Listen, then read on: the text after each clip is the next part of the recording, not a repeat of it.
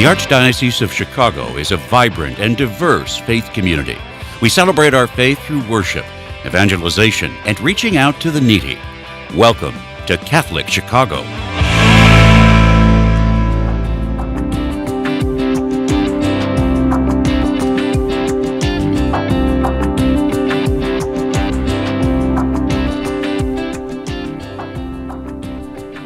Good morning, welcome to Catholic Chicago. I'm Father Greg Sackwis, rector of the Cathedral here in Chicago. This is my left dear friend, Mark Teresi, who is involved with the 150th anniversary, 175th anniversary of the Cathedral, which we just had from last year, and involved in many special projects. Good morning, Mark. How are you? Good morning. Good. I'd like to, very timely, Artemis II is back, and on Monday, April 20th at 6:30, Brother Guy Consolmagno, who was the astronomer of the Vatican and is now head of the foundation, there will be at Holy Name Cathedral with special presentation. We're working with the Illinois Patrons of the Art, the Archdiocese of Chicago. And how do they know more about it to come?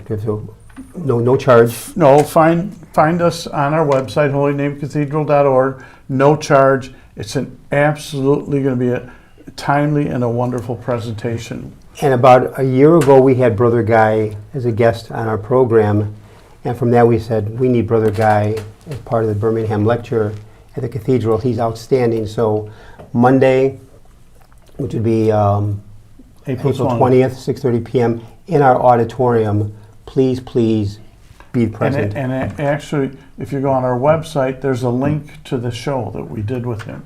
Give people a preview. We have a great program lined up today. The Order of Christian Initiation of Adults, called the OCIA, formerly known as the RCIA, is a Catholic Church's process for adults to explore, learn, and convert to Catholicism. It involves study and prayer and provides guiding unbaptized seekers, catechumens, and baptized Christians, called the candidates, towards receiving the sacraments of initiation, baptism, confirmation, and Eucharist, usually at Easter. Today on our Catholic Chicago program, we have a high school freshman name is Graham Deason, a freshman in high school at Francis Parker, who just completed the OCIA program and received the sacraments less than 2 weeks ago at the Easter Vigil at Holy Name Cathedral. He has a great story about coming to know the Catholic Church and has shown a strong interest in learning about the faith. He is reading Aquinas, Augustine, The Story of the Soul by St. Therese. His father Ian is very supportive of his journey with us as a guest too on the program. So Graham and Ian, father-son combination, welcome to the program this morning. Good morning. Thank you. Thank you for having us. Well, this is great. Now, before we get into the actual Saturday vigil at the Cathedral, which, by the way, you were part of 44 catechumens and candidates at the Cathedral. Yeah. The Cathedral was packed. It took a little under 3 hours with Cardinal Supic, who gave a great homily and a beautiful evening. It was just phenomenal and prayerful. I might have to ask you, you were never baptized as a little boy, is that correct? No. And let me go to your father. Ian, your background, what religious faith are you? Methodist. I was baptized and confirmed in the Methodist Church. And you are still Methodist today, but your son, Graham, at the Easter Vigil, baptized, confirmation, Eucharist at the Cathedral. Graham, how did you become interested in Catholicism? Well, I guess more about a year ago, or more than a year ago, I sort of became interested in Christianity sort of by reading some things online and whatnot. And so we were able to join a local church here in Chicago, and we were there for about 3 months, but I would say I didn't feel like fully satisfied, and I felt like there was something more. And so one Ash Wednesday, I really felt, I guess, a call to get ashes. And so I went to the church we were going to, and they had stopped giving ashes. And then I actually walked to this building, this former school, and because I thought it was a church. And well, we are in the studio of the right former here. Quigley Seminary, the Pastoral Center. Okay, keep going. Yeah, and so then I spoke to someone at the front desk, and I said, "Is there ashes here? Is this a church?" And then they were like, "No, there's not ashes here." And then they sort of pointed me in the direction of Holy Name, and I was able to experience sort of my first Mass, the 5:15 Ash Wednesday Mass, by I think Father Andy was presiding. Sure. And I mean, the music was incredible, the incense was incredible, and I really sort of captivated me. And so I think that was really my first experience with the faith. And then from that moment, I was able to, like you said, start diving into the sort of the Catholic intellectual tradition, how grand and how beautiful it is to really transform my faith. Yeah. So I'm curious. This It's is fascinating. It's a fascinating story, especially our 150th anniversary. We were rebuilt after the Chicago fire. Yeah. This year it's 150 years. People have a lot of different. You walked into a cathedral. What was that experience like? Well, it was kind of it was really large. You know, it was a really Great answer. really big place, and I spoke to one of the ushers, and I asked him sort of when the ashes were being given. I sort of just took a seat and went along with it, and so And follow the crowd up. yeah, you know, the whole gymnastics, kneeling, standing, everything. I have to ask Ian, father to Graham, here your son, Ash Wednesday, comes to this building, the Pastoral Center. Can I have ashes? We don't give ashes here. Ends up at the cathedral, falls in love with this big, big building, Right. receives ashes, comes home. What's your response? So I'd step back. We were in New York up until around the 2022, 23 timeframe. And when we moved to Chicago, Graham had started expressing a desire to go to church. And so and we had attended several on occasion in New York, but faith wasn't a part of our family. And he expressed the desire, and I said, "This is wonderful. I'd love to start looking, finding a church and somewhere where we can go." And so we spent, time looking at and attending several churches in the area. And as Graham said, hit on one for about a 3 to 4 month time frame.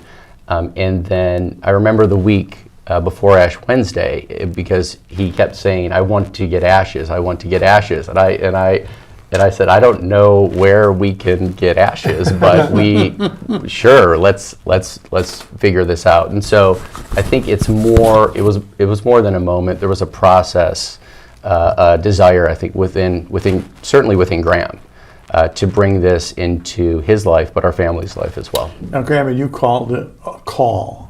Yeah.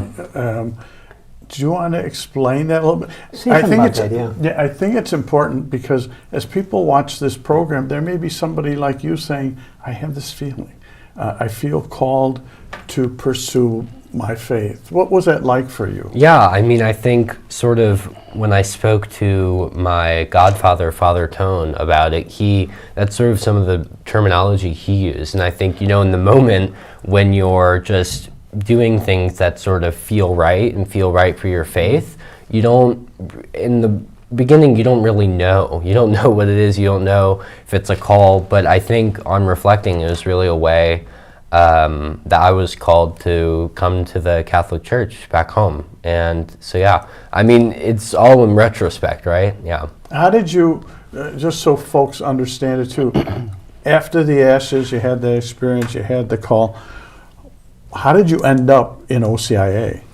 Well, I guess it was initially just studying, right? So for me, the first instance of receiving ashes and participating sort of slightly you could say, in the Holy Sacrifice, I was able to then have this moment where I'm like, okay, this feels right. I want to see if this is right. I want to learn about Catholicism. So from that learning, I sort of began to become more solid in my faith and understanding it sort of, I would say, directly under the patronage of St. Thomas Aquinas, who's my patron saint. And from that, we were able to come in contact with Father Tone, who we were at his Easter overflow mass at the cathedral. Yeah, there's a funny story there. And then Now tell us a story. Well, we had, after Graham's experience with the ashes, we started attending Holy Name. So we got to hear your homilies and that Father Andy, and so Graham, we woke up on Easter, and he just really wanted to get to the cathedral early.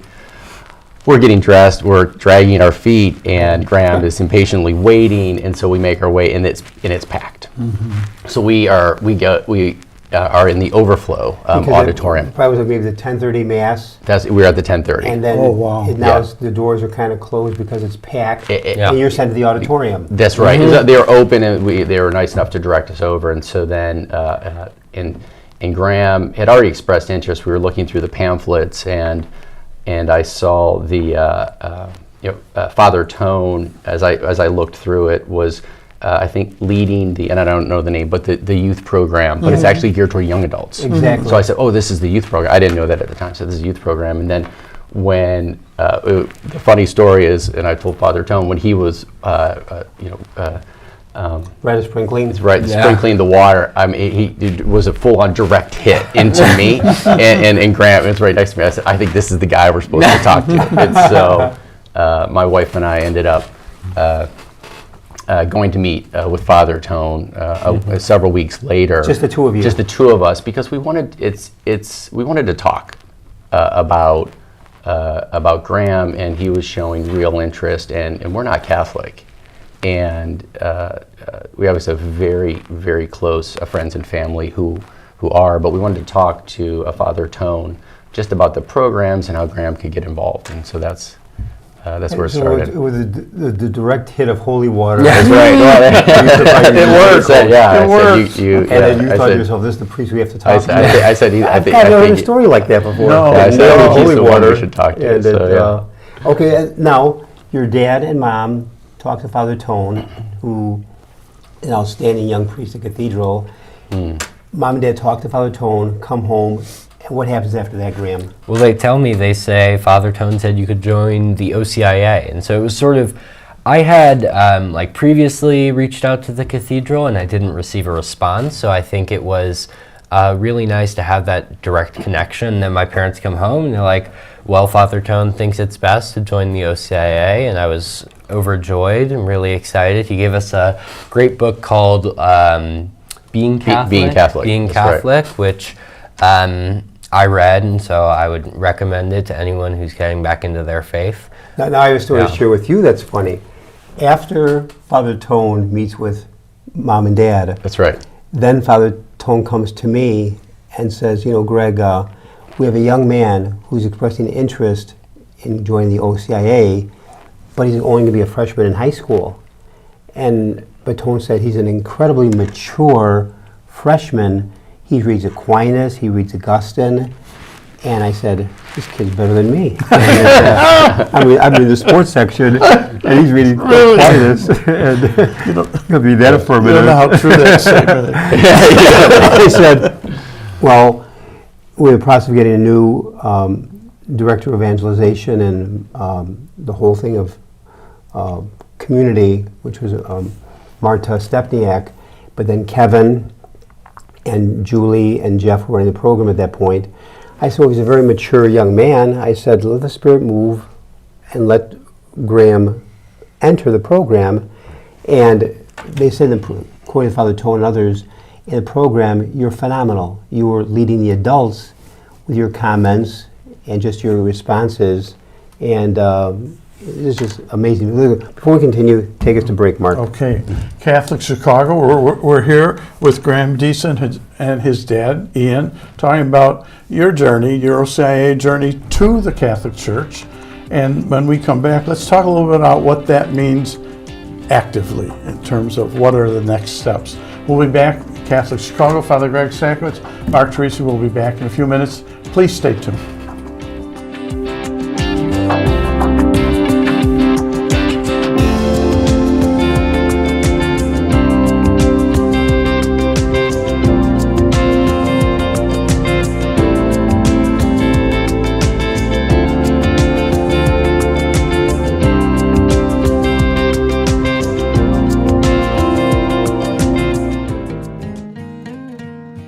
I am a seminarian.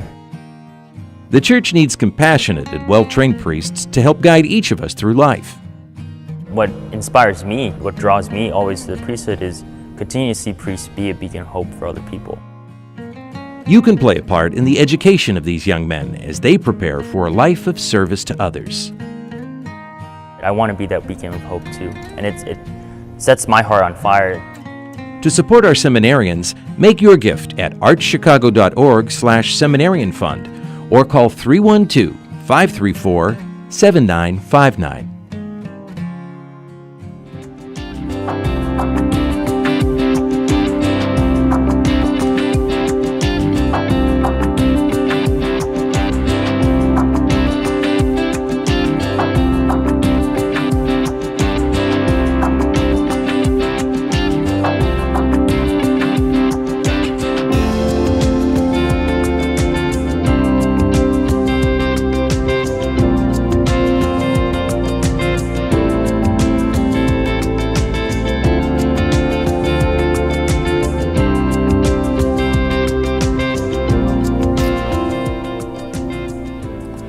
Welcome back to Catholic Chicago. Father Greg Sackwitz, Mark Teresi here with Graham Deason and his dad Ian, and talking about, Graham, your OCI journey with your family, with your mom, your dad.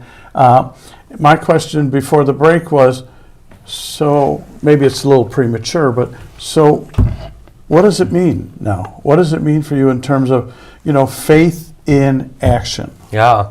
I mean, I think it's, I've been able to, I think one of the most tangible things I've been able to do is Father Tone recommended for youth programs for me to check out St. John Cantius Church, which has been, excellent beyond compare. There's a wonderful priest, Father Nathan, who leads our choir. Incredibly funny man, but also his ability to lead our choir is really excellent. Is this a St. John Cantius? Yes. Is he Brother Nathan? No, Father Nathan. Oh, Father Nathan. Yeah. Okay. And so I've been able to perform with them a few times, and I've also been able to join the Sunday Schola there, where we sing Gregorian chant, which is really wonderful with them. And I think, at least for me, that's been a really tangible part of ministry that I've been able to be a part of. But I also think faith going forward, I'm really, by the time we're recording this, I'm 4 days or 5 days off. So come on. What's your plan? What's the delay? Come on, Graham. Yeah. Easter was 4 days ago. Yeah, come on. So I'm still working through and still monitoring and growing my spiritual life, which is really Now let's important. talk about the actual vigil. Yeah. Everything. I know if you go back to Ash Wednesday in 2025 is when you had the ashes, the cathedral. Then you had the end of the program in the fall of 25, Easter Vigil of 26, this past week for your baptism and confirmation Eucharist is that whole year program. But now let's fast forward to the Easter Vigil 2026 Cathedral. You walk in the cathedral, complete darkness, candles are then being lit.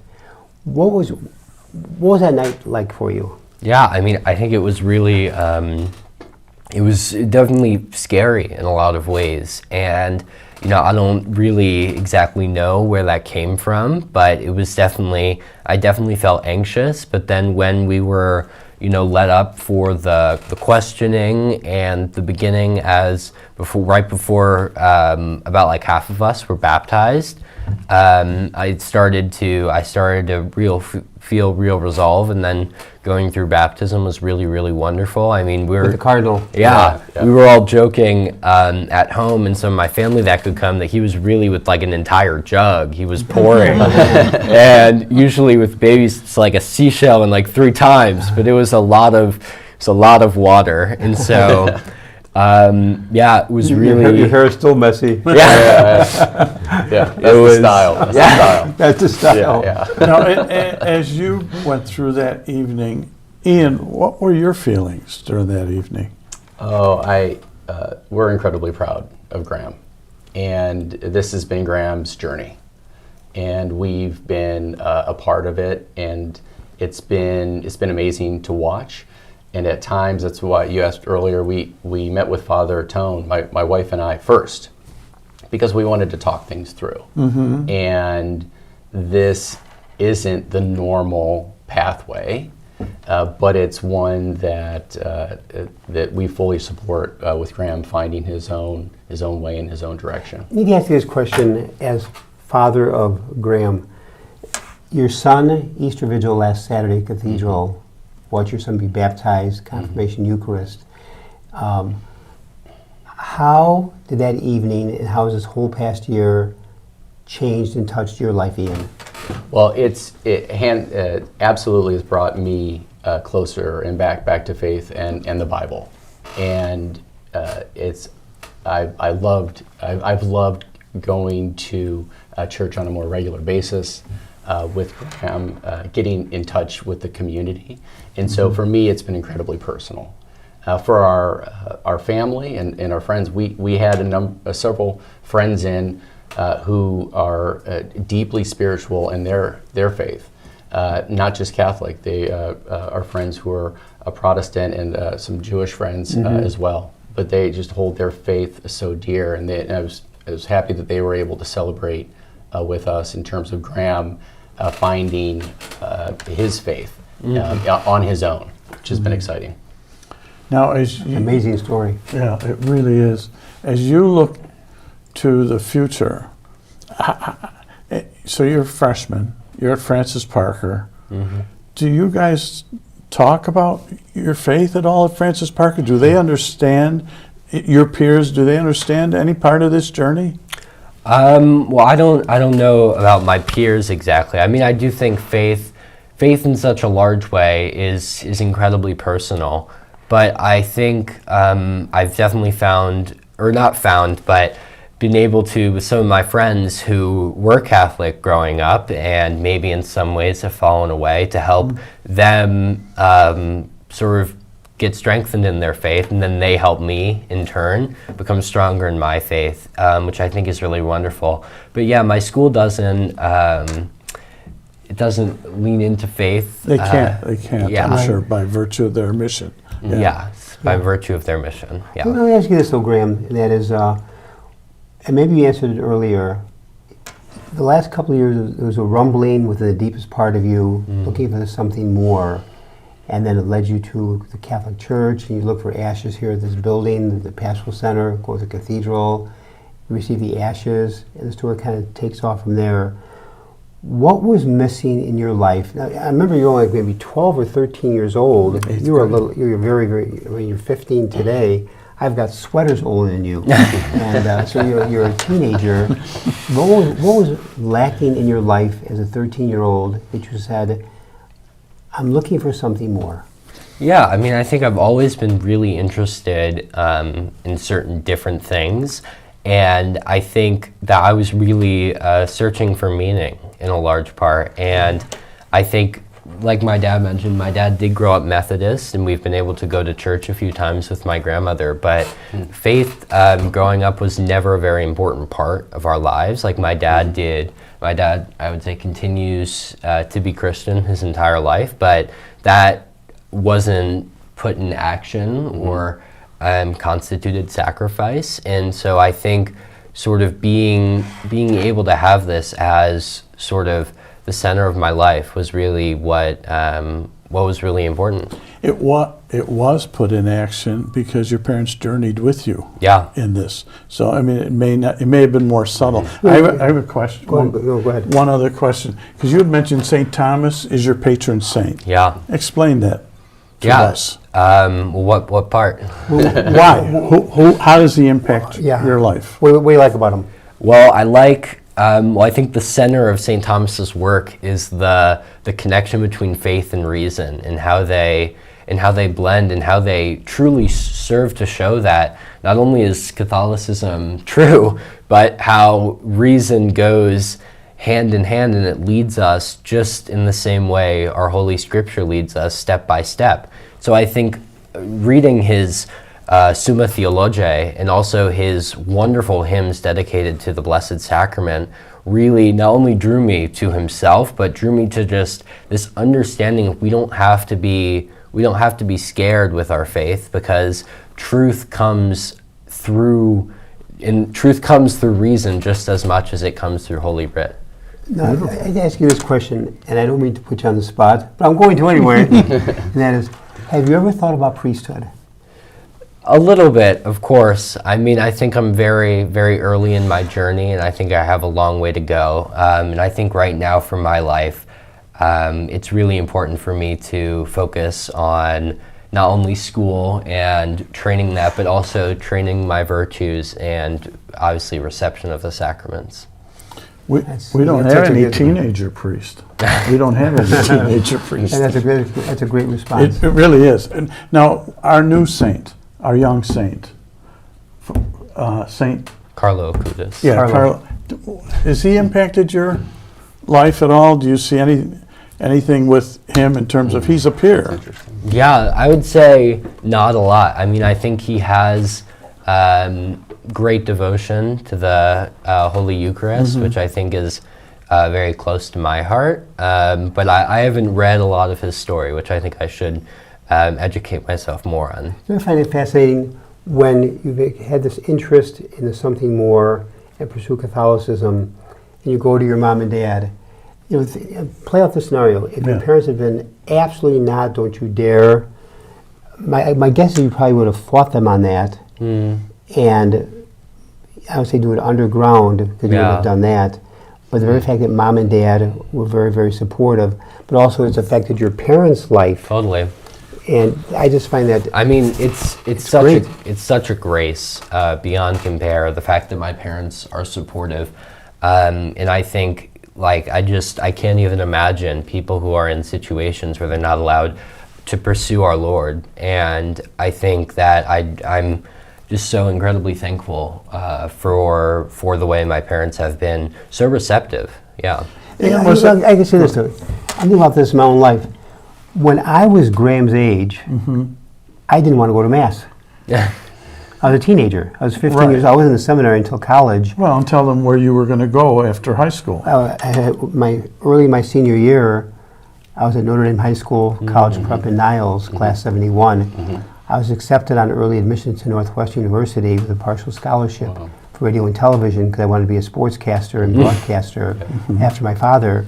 And but I then opened the letter that was accepted on early admission in October of 1970.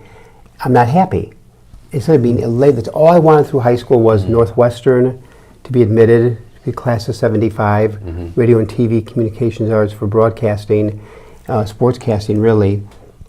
And I'm not happy. To make a long story short, I turned down Northwestern, I turned down the scholarship, entered the college seminary as an 18-year-old freshman of Niles College Seminary of Loyola. 2 years later I meet Mark, who was a junior here, freshman here. Wow. I've never looked back.